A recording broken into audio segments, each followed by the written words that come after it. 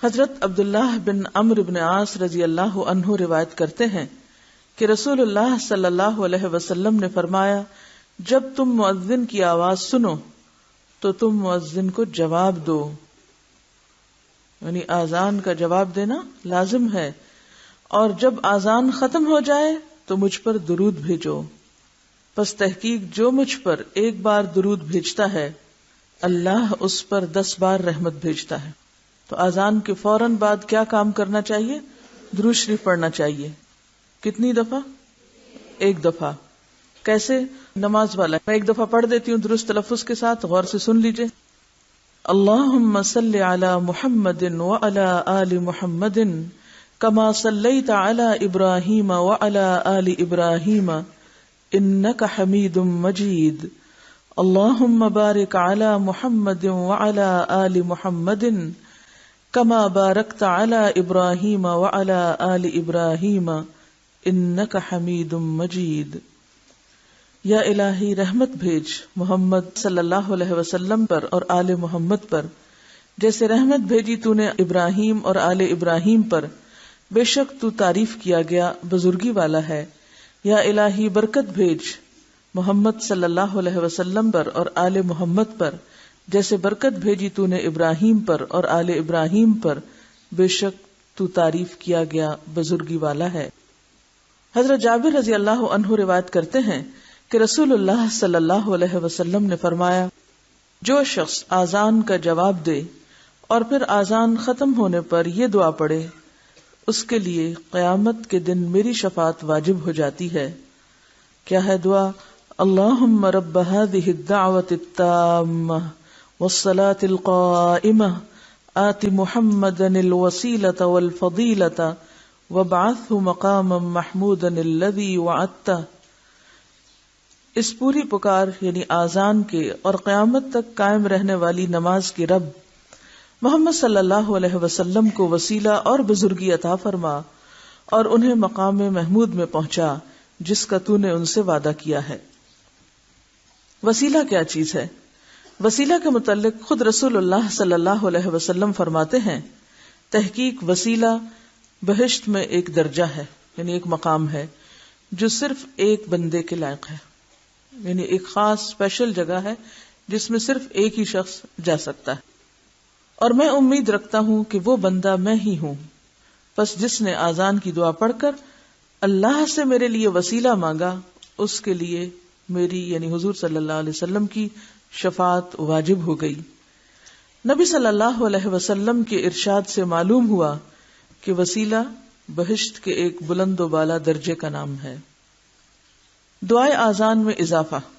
مسنون دعائے آذان میں بعض لوگوں نے چند الفاظ بڑھا رکھے ہیں اور وہ الفاظ مروجہ کتب نماز میں بھی موجود ہیں۔ دعائے مسنونہ کے جملہ والفضیلہ کے بعد والدرجۃ الرفیعہ کی زیادتی کرتے ہیں اور آگے وعدتہ ہوں کہ خالص دودھ میں ورزقنا شفاعتہ یوم القیامہ کا پانی ملا رکھا ہے، اور پھر اخیر میں مسنون دعا کے اندر یا ارحم الراحمین کی آمیزش ہے۔ افسوس، کیا نبی صلی اللہ علیہ وسلم کی بتائی ہوئی دعا میں یہ خامی رہ گئی تھی جو بعد کے لوگوں نے اپنے اضافے سے پوری کی؟ مسلمانوں کو رسول اللہ صلی اللہ علیہ وسلم کے فرمان پاک میں کمی یا زیادتی کرنے کے تصور سے کانپ اٹھنا چاہیے، یعنی ہمارا کوئی مقام نہیں کہ ہم اپنی طرف سے اضافے کریں۔ نبی صلی اللہ علیہ وسلم نے رات کو باوضو ہو کر سونے سے پہلے پڑھنے کے لیے ایک دعا بتائی۔ حضرت براء بن عازب رضی اللہ عنہ نے پڑھ کر سنائی تو بنبی کا کی جگہ برسول کا یعنی نبی کی جگہ رسول کہا تو نبی صلی اللہ علیہ وسلم نے فرمایا، میرے بتائے ہوئے لفظ نبی کو رسول سے مت بدلو بلکہ بنبی کا ہی کہو، یعنی حتیٰ کہ دعاؤں میں بھی آپ نے الفاظ کو بدلنے کی اجازت نہیں دی، الا یہ کہ آپ نے خود ہی 2 مختلف طریقوں سے ایک چیز بتائی ہو۔ حضرت سعد بن ابی وقاص روایت کرتے ہیں کہ رسول اللہ صلی اللہ علیہ وسلم نے فرمایا، جو شخص مؤذن کی اذان سن کر یہ دعا پڑھے تو اس کے گناہ بخش دیے جائیں گے۔ دعا یہ ہے، اشہد ان لا الہ الا اللہ وحدہ لا شریک لہ وان محمدا عبدہ ورسولہ رضیت باللہ ربا وبمحمد رسولا وبالاسلام دینا۔ میں گواہی دیتا ہوں کہ اللہ کے سوا کوئی سچا معبود نہیں، وہ ایک ہے، اس کا کوئی شریک نہیں، اور حقیقت میں محمد صلی اللہ علیہ وسلم اس کے بندے اور رسول ہیں۔ میں اللہ کے رب ہونے اور محمد صلی اللہ علیہ وسلم کے رسول ہونے اور اسلام کے دین ہونے پر راضی ہوں۔ اذان و اقامت کے کچھ اور مسائل۔ ہر نماز کے وقت اذان دینی چاہیے۔ رسول اللہ صلی اللہ علیہ وسلم نے فرمایا، جب نماز کا وقت آئے تو تم میں سے کوئی ایک اذان کہے، یعنی تم ہی میں سے کوئی ایک اذان کہے۔ اس سے کیا پتہ چلتا ہے کہ تم ہی میں سے ایک، یعنی مسلمانوں میں سے کوئی ایک اذان دے، یعنی جو لوگ وہاں اس خاص جگہ پر موجود ہوں انہی میں سے کسی کو اذان دینی چاہیے۔ لہذا ٹیلی ویژن کی اذان یا پھر ٹیپ ریکارڈر پہ اذان یا گھڑیوں میں اذان، وہ ایک یاد دہانی تو ہے، لیکن اصل مقصد یا اصل فائدہ اس سے نہیں حاصل ہو سکتا۔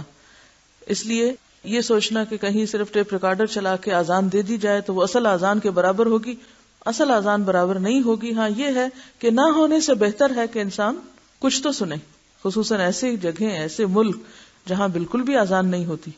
اور اگر آپ وہاں مہینوں مسجد نہیں جاتے، جیسے خواتین کو روکا بھی جاتا ہے مسجد جانے سے، تو اس کا مطلب یہ ہے کہ زندگی اتنی بڑی خیر سے محروم ہی گزرتی چلی گئی۔ تو اس لیے ضروری ہے کیا کہ انسان پھر کوئی آلٹرنیٹ تلاش کرے۔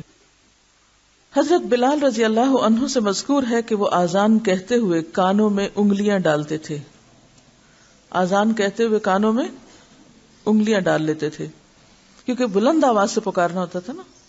حی علی الصلاح کہتے وقت منہ دائیں طرف پھیریں، اور حی علی الفلاح کہتے وقت بائیں طرف، لیکن سینہ نہیں، صرف گردن موڑنا ہوتی، یعنی یہ نہیں کہ آپ پورے کے پورے خود بھی ادھر مڑ جائیں، نہیں۔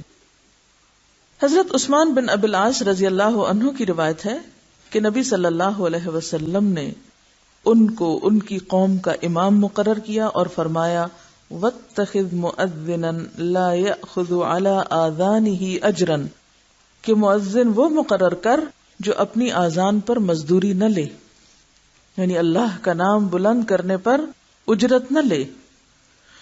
مؤذن وہ مقرر کرنا چاہیے جو بلند آواز والا ہو۔ حضرت عبداللہ بن زید کہتے ہیں کہ رسول اللہ صلی اللہ علیہ وسلم نے انہیں فرمایا، بلال کو آذان سکھاؤ کیونکہ وہ تم سے بلند آواز ہے۔ یعنی ہر کام یا ڈیوٹی اسی شخص کے سپرد کی جانی چاہیے جو اس کا اہل ہو، اس میں ڈسکریمنیشن کی بات نہیں، اور ہر کام ایک ہی شخص نہیں کر سکتا۔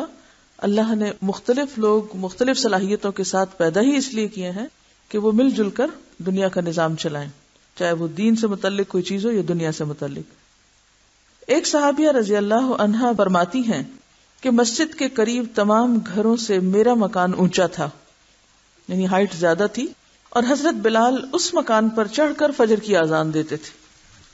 تو اس سے یہ بھی پتہ چلتا ہے کہ اذان بلند جگہ سے دینی چاہیے، کیونکہ اس سے آواز زیادہ پھیلتی۔ جب انسان کسی کمرے کے اندر یا مکانوں کے بیچ میں کھڑا کر دیتا تو دیواریں اور باقی چیزیں جو ہیں وہ آواز کو پھیلنے سے روک دیتی ہیں، اور اس طرح وہ اصل مقصد پورا نہیں ہوتا۔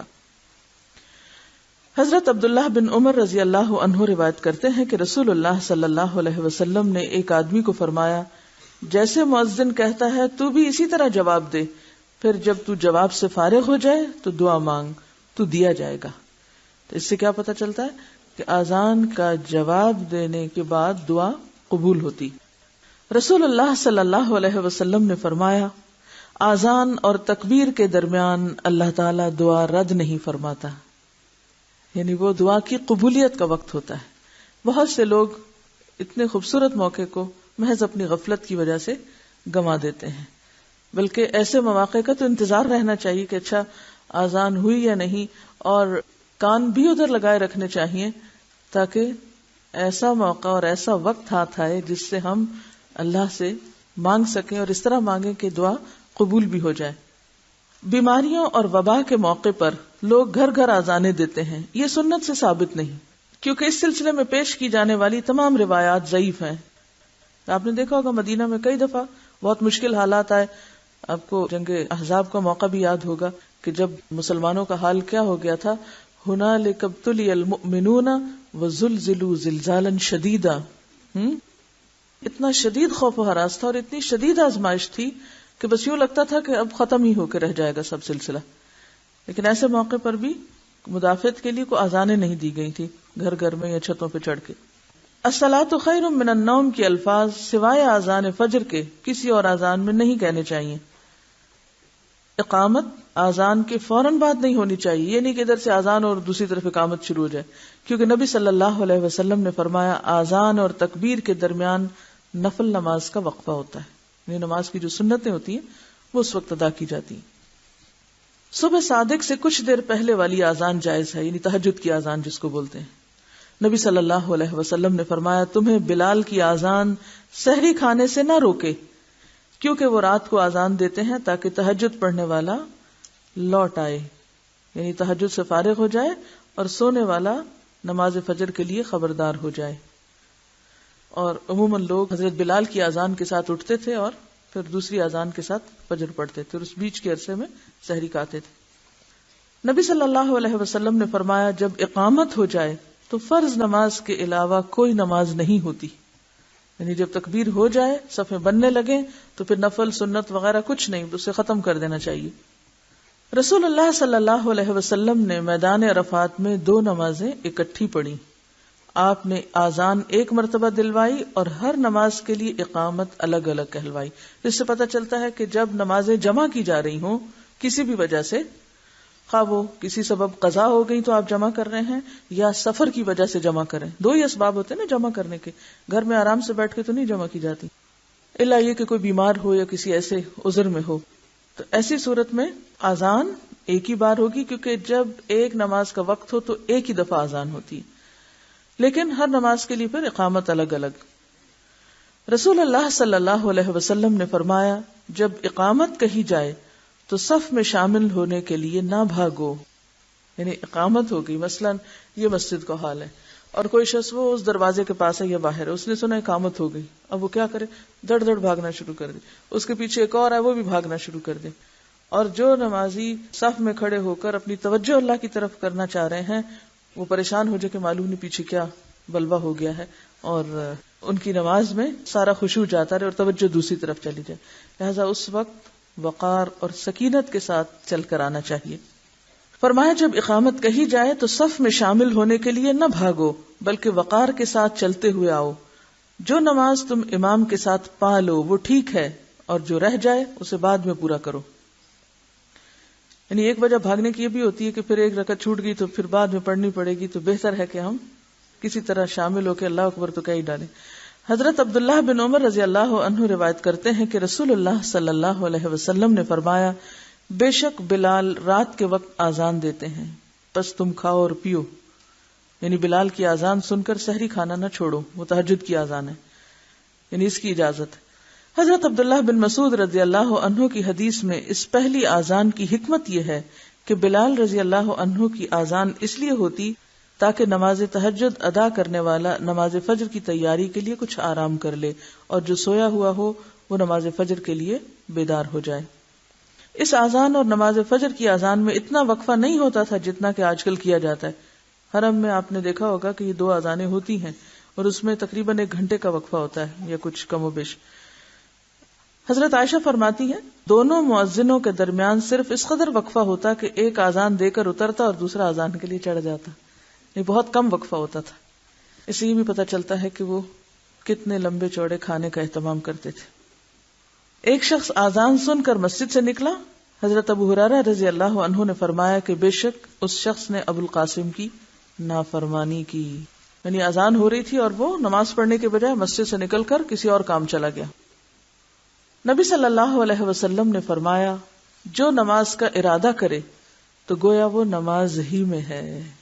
جب آپ نے سوچ لیا کہ مجھے نماز پڑھنی ہے تو جب تک آپ پڑھ نہیں چکتے وہ سارا وقت ایک طرح کی نماز ہی کی کیفیت میں، یعنی اس وقت پھر انسان کو اپنی توجہ ادھر کرنی چاہیے اور دنیا کی دلچسپیاں چھوڑ دینی چاہیے یا وہ ایک خاص کیفیت اس کے اوپر آنی چاہیے. حمید روایت کرتے ہیں کہ میں نے ثابت بنانی سے پوچھا کیا نماز کی اقامت ہو جانے کے بعد امام باتیں کر سکتا ہے؟ تو انہوں نے مجھے انس بن مالک کی حدیث بیان کی کہ ایک مرتبہ نماز کی اقامت ہو چکی تھی، اتنے میں ایک شخص آیا اور اقامت ہو جانے کے بعد نبی صلی اللہ علیہ وسلم سے باتیں کرتا رہا. یعنی بات کر سکتے ہیں، بات کرنا منع نہیں ہے. باتیں کرنا تو تکبیر کے ساتھ منع ہوتا ہے، اللہ اکبر جب کہہ کے آپ نماز شروع کرتے ہیں. ایک دفعہ نماز کی اقامت ہو گئی، لوگوں نے صفیں برابر کر لی، اتنے میں رسول اللہ صلی اللہ علیہ وسلم کو یاد آیا کہ آپ جنبی ہیں۔ آپ نے لوگوں سے کہا اپنی جگہ کھڑے رہو، پھر آپ نے گھر جا کر غسل فرمایا، اور جب آپ واپس تشریف لائے تو آپ کے سر سے پانی ٹپک رہا تھا، پھر آپ نے نماز پڑھائی۔ یعنی اس سے پتہ چلتا ہے کہ اذان کے بعد ضروری کام کیے جا سکتے ہیں۔ آپ کا سوال تھا کہ کیا عورت اقامت کہہ سکتی ہے یا عورت اذان دے سکتی ہے، تو اس سلسلے میں کچھ چیزیں آپ کے علم میں لانا چاہوں گی کہ علماء اس بارے میں کیا کہتے ہیں۔ امام نووی اس سلسلے میں کچھ یوں عرض کرتے ہیں، امام نووی رحمہ اللہ وہ رقم تراز ہے کہ اس مسئلے میں 3 اقوال ہیں، عورت اذان کہہ سکتی ہے یا نہیں کہہ سکتی، 3 اقوال ہیں۔ نمبر 1، خواتین کے لیے اقامت مستحب ہے لیکن اذان نہیں۔ اذان اس لیے نہیں کیونکہ اذان اوقات نماز سے خبردار اور آگاہ کرنے کے لیے ہوتی ہے، اور یہ صرف بلند آواز ہی کے ذریعے ممکن ہے۔ اب ایک عورت اگر چھت پہ چڑھ کے بلند آواز سے پکار بھی رہی ہے تو کیا ہوگا؟ عورتوں کی آواز ویسے بھی مردوں کی نسبت بلند نہیں ہوتی، باریک ہوتی ہے، اس سے وہ مقصد حاصل نہیں ہوتا جو اذان کا ہے، ٹھیک ہے نا؟ تو اس لیے عورت کو یہ تکلیف نہیں دی گئی کہ وہ چھت پر کھڑی ہو کر اذان دے، ٹھیک ہے؟ ابن عمر فرمایا کرتے تھے لیس علی النساء آذان واما ان الاقامت تستحب، عورتوں پہ اذان کہنا لازمی نہیں، البتہ اقامت کہنا مستحب ہے۔ یہ کس کا قول ہے؟ ابن عمر کا، یعنی یہ ایک اوپینین ہے۔ دوسرا اوپینین، خواتین کے لیے اذان اور اقامت دونوں ہی درست نہیں، ٹھیک ہے؟ یعنی کچھ علماء کہتے ہیں کہ نہ وہ اذان دے سکتی اور نہ ہی اقامت کہہ سکتی۔ ان کی دلیل کیا ہے؟ ان کی دلیل یہ ہے، وہ کہتے ہیں کہ اقامت اذان ہی کے تابع ہے، یعنی اقامت بھی وہی چیز ہے جو اذان ہے، اس لیے دونوں میں فرق نہیں کر سکتے۔ تیسری بات، اذان اور اقامت دونوں مستحب ہیں، جیسا کہ حضرت عائشہ رضی اللہ تعالی عنہا سے مروی ہے، وہ اذان دیا کرتی تھی اور اقامت بھی کہا کرتی تھی، لیکن اذان چھت پہ چڑھ کے نہیں دیتی تھی، یعنی خواتین ہی کی مجلس میں، ٹھیک ہے؟ اب کیا 3 اقوال ہوئے، کیا 3 باتیں پتہ چلی؟ پہلی بات، عورت کے لیے اذان نہیں، اقامت مستحب ہے، یہ کون کہتے ہیں؟ امام نووی۔ کیوں؟ اس لیے کہ اذان بلند آواز سے ممکن ہے۔ اب یہ امام نووی آگے نہیں کہتے کہ پھر چونکہ عورت کی آواز باریک ہوتی ہے تو وہ مقصد پورا نہیں، یہ میں نے آپ کو وضاحت کر کے آگے مزید بتایا ہے۔ اس سلسلے میں عورت اور مرد کی جو آواز کا فرق ہے اس کو ناپا گیا ہے، اس میں کچھ پوائنٹس کا فرق ہے، یعنی عورت جتنا بھی اونچا کرے وہ اس لیول تک نہیں پہنچتی۔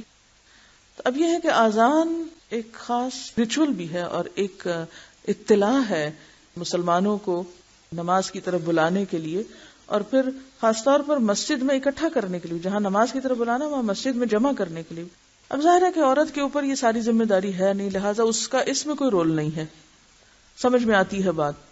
دوسرا قول یہ کہ اذان اور اقامت دونوں نہیں ہو سکتے۔ کیوں؟ اس لیے کہ کوئی ایسی سنت روایت نہیں ملتی کہ نبی صلی اللہ علیہ وسلم کے زمانے میں کسی عورت کو بھی مؤذن مقرر کیا گیا تھا، تو ایسی صورت میں جب اذان نہیں تو اقامت کس لیے؟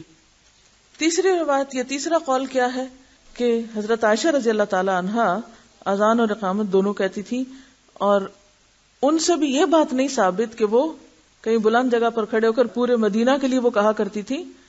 اس میں زیادہ اتنی رخصت یا گنجائش ملتی ہے کہ وہ، یعنی مثلاً اگر عورتیں اکٹھی ہیں کہیں ایک جگہ پر تو وہ کسی لاؤڈ سپیکر یا باقاعدہ کسی طریقے پر کہنے کی بجائے اگر خود سے کہہ دیتی ہے تو اس کا ایک جواز ضرور ملتا ہے۔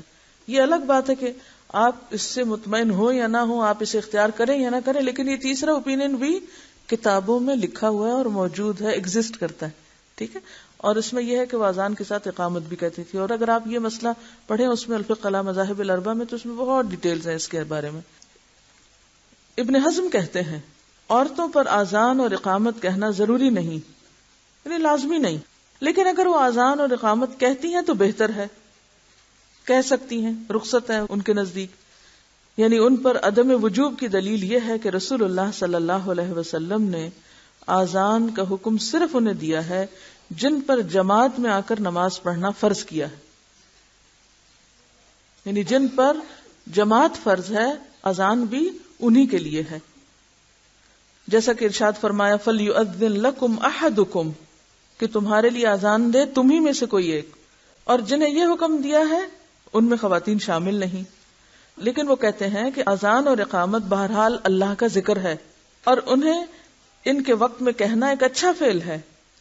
اور ہم نے ان ابن جریج ان عطا روایت کیا ہے کہ عورت اپنی ذات کے لیے اقامت کہہ سکتی ہے. اور امام طاؤس نے کہا ہے کہ ام المومنین حضرت عائشہ اذان اور اقامت دونوں کہتی تھیں. المحلہ ابن حزم کی کتاب ہے، اس میں بھی لکھا ہوا ہے، والیوم 3 پیج 129، حضرت عائشہ کی روایت جو وہ کہتے ہیں کہ ام المومنین حضرت عائشہ رضی اللہ تعالی عنہا دونوں کہا کرتی تھیں. امام شوکانی کہتے ہیں ظاہر بات یہی ہے کہ عورتیں بھی اذان کے حکم میں مردوں کی طرح ہی ہیں، کیونکہ وہ شقائق الرجال ہیں. ایک حدیث میں آتا ہے نا کہ عورتیں کیا ہیں، انما النساء شقائق الرجال، اور شقائق شقیقہ سے، شقیقہ کس کو کہتے ہیں، آدھے حصے کو. یہ درد شقیقہ آدھے سر کا درد ہوتا ہے نا، تو شقائق شق سے ہے، یعنی آدھا نصف ہے. تو وہ اس بات کو دلیل بناتے ہیں. اور مردوں کے لیے دیا گیا حکم ان کے لیے بھی ہے، اور کوئی ایسی دلیل وارد نہیں ہوئی جس میں منع کیا گیا ہو، یعنی کہیں روکا بھی تو نہیں گیا. اگر حکم نہیں دیا گیا تو روکا نہیں گیا. اور عورتیں اپنے دین میں مردوں کے تابع ہیں. اگر مردوں کو کہا گیا اور عورت کہیں کرنا چاہتی ہے تو اس میں حرج کی بات نہیں. اب یہ وسعت ہے نا. وہ کہتے ہیں کہ اگر عورتوں کو اس مسئلے سے خارج کرنے کی کوئی صحیح دلیل مل جائے تو ٹھیک، یعنی اگر کہیں روکا گیا ہے اور دلیل مل جائے تو ٹھیک ہے، ورنہ وہ مردوں کی طرح ہی ہیں، یعنی دین کے احکام ماننے میں. یہ امام شوکانی کی رائے ہے. ٹھیک ہے. ابن باز کون تھے؟ عبداللہ بن باز جو سعودی عرب کے ایک بہت بڑے عالم تھے، انتقال ہو گیا اب تو ان کا. وہ کہتے ہیں کہ علماء کے اقوال میں سے صحیح ترین، اب وہ اس کو ترجیح دیتے ہیں کہ زیادہ بہتر چیز کیا ہے کہ عورتوں پر اذان دینا نہیں ہے، یعنی عورتوں پر ذمہ داری نہیں ڈالی گئی. یہ کہتے ہیں کہ مردوں کی طرح عورتوں کا مسجد میں اذان دینا تو بالکل جائز نہیں، کوئی ضرورت نہیں، اور نہ ہی ایسی جگہ پر اونچی آواز کے ساتھ دینا درست ہے جہاں پورے شہر میں گونج رہی ہو وہ اذان. ہاں اگر کسی الگ جگہ میں صرف خواتین کی مجلس یا اجتماع ہو تو وہاں ہلکی آواز سے عورت اذان دے سکتی ہے، جیسا کہ حضرت عائشہ کے عمل سے یہ بات ثابت ہوتی ہے. البانی کہتے ہیں یہ اور اس طرح کے آثار عمل کے لیے درست ہیں. اب آپ دیکھیے دو چیزیں ہو گئی، ایک یہ کہ بالکل نہیں، اور ایک یہ کہ گنجائش ہے، اور تیسری بات یہ کہ اذان نہیں اقامت ہے. اب آپ کہاں کھڑے ہیں؟ اب آپ دیکھیے کہ اختلاف رائے تو ہے، کس کو غلط کہیں گے؟ اب غلط صحیح کی تو بات نہیں ہے نا، یہاں دین کی وسعت ہے، یعنی گنجائش ہے. دیکھیے چلیے آپ تو ماشاءاللہ اتنے خوش قسمت ہیں، دن میں 5 دفعہ زوردار آواز سے اذان سنتے ہیں. آپ ایسے ممالک، ایسے علاقوں، ایسی جگہوں کے بارے میں بھی سوچئے کہ جہاں واقعی لوگوں نے ساری زندگی اذان نہیں سنی. اب کسی ایسی جگہ پر آپ کے ہسبینڈ کی پوسٹنگ ہو جاتی ہے، ہسبینڈ کو دین سے کوئی دلچسپی نہیں، بچوں کو کون سکھائے گا اذان؟ ماں ہی سکھائے گی نا. تو اگر کہیں ایسی جگہ ماں سکھانے کے لیے دن میں 2 دفعہ 1 دفعہ ان کو اذان دے کے بتاتی ہے، سکھاتی ہے، تو آپ اس کو حرام کہیں گے؟ نہیں. یہ رخصتیں اس لیے بھی ہیں کہ مخصوص حالات میں بھی انسان کو مخصوص چیزوں کی ضرورت پیش آتی.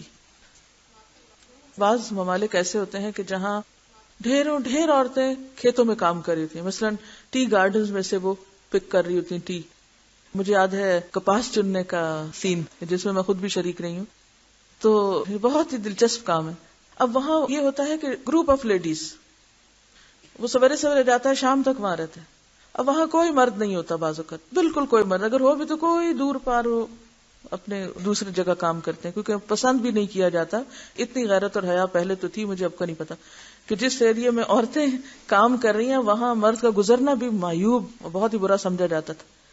اب ایسی جگہ پر اگر نماز کا وقت اور ایک عورت کھڑی ہو کر سب کو ایک نارمل آواز میں نماز کے لیے بلا لیتی ہے، بجائے یہ کہنے آؤ نماز کے لیے آؤ، تو اذان ہے کیا؟ بیسیکلی اطلاع دینا، خبردار کرنا. تو اگر رخصت چھوڑیں گے آپ تو دین میں وسعت اور دین کی خوبصورتی ہے نا، دین باقی تو رہے گا نا، ورنہ تو کیا ہوگا؟ نہ اذان، نہ نماز، اور صرف دنیا ہی دنیا. اور اسی وجہ سے آپ دیکھیں دیہاتوں میں اتنی جہالت عام ہے کہ نماز وہ سمجھتے ہیں ہمارے فرائض میں سے نہیں، یہ نماز تو فارغ لوگوں کا کام ہے.